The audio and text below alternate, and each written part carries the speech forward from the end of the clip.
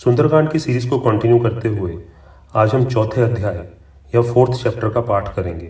वाल्मीकि रामायण की हमारी सुंदरकांड की सीरीज के वीडियो में एक एक श्लोक का डिटेल्ड वर्णन है और किसी भी श्लोक के वर्णन को मिस नहीं किया गया। हमारी ये पूरी कोशिश है कि वाल्मीकि रामायण जिस प्रकार है वैसे ही आप सब तक पहुंचे।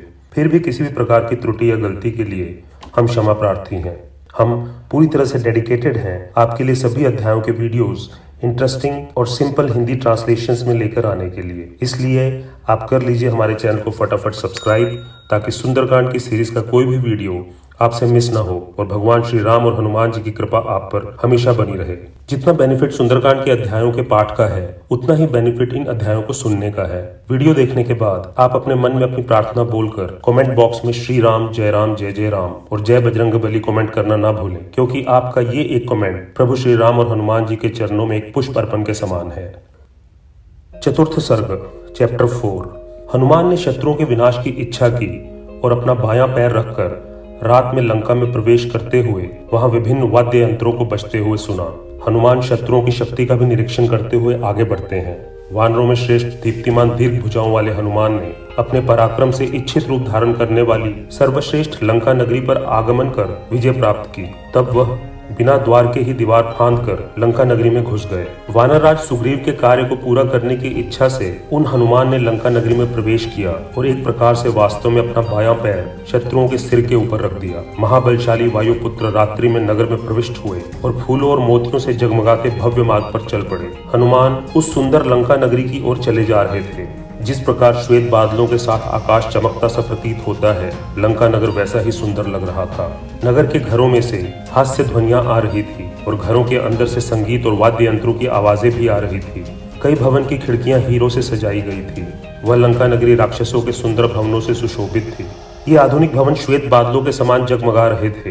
ये कमल और स्वस्तिक के आकार कैसे जान पड़ते थे और आश्चर्यचकित करने वाले थे। वानरराज सुग्रीव और भगवान श्री राम के लिए कल्याणकारी कर्म करने वाले उन प्रतापी हनुमान ने अद्भुत मालाओं और आभूषणों से युक्त लंका नगरी को घूमकर अच्छी तरह से देखना शुरू कर दिया। हनुमान लंका नगर को देखकर प्रसन्न हो गए। लंका नगरी में एक भवन से दूसरे भवन में जाते हुए हनुमान ने देखा कि नगरी के चारों ओर अनेक प्रकार के भवन हैं। हनुमान ने मधुर गीत सुने जिनको 3 स्वरों मंद, मध्य और उच्च ध्वनि से सजाया गया था। हनुमान ने वहां धनाढ्य लोगों के भवनों से कमर के चारों ओर पहने जाने वाले आभूषणों की खनखनाहट सुनी, जो स्वर्ग की अप्सराओं के आभूषणों द्वारा निकली जान पड़ती थी। वहां उन्होंने सीढ़ियों पर पैरों के पड़ने की ध्वनि भी सुनी, योद्धाओं द्वारा हथियारों के टकराने की आवाज और दैत्यों की गर्जना सुनी। हनुमान ने भवन में से राक्षसों द्वारा मंत्रोच्चारण का अनुष्ठान सुना। उन्होंने वेदों के अध्ययन में लगे राक्षसों को देखा। उन्होंने दहाड़ते हुए राक्षसों को भी देखा जो एक साथ मिलकर रावण की स्तुति कर रहे थे। उन्होंने रावण के कई गुप्तचर और राक्षसों की एक बड़ी सेना को देखा जो लंका के मध्य क्षेत्र में राजमार्ग के चारों ओर तैनात थी।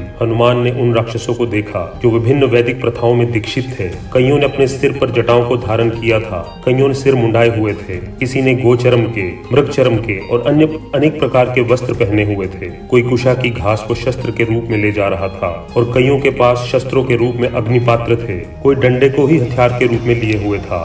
कई राक्षसों के हाथों में अनेक प्रकार के शस्त्र थे। कोई राक्षस एक आंख वाला था तो कोई एक कान वाला था। कई लटकी हुई छाती के साथ बड़े भयानक दिख रहे थे। कई टेढ़े मुख वाले और छोटे थे और बड़े भयानक लग रहे थे, जो धनुष बाण, तलवारें और हथियार के रूप में मूसल और लाठियां लिए हुए थे। कई अपने हाथों में उत्कृष्ट परिघों को लिए हुए थे जो अजीब से कवचों के चमक के साथ प्रकाशित दिखते थे।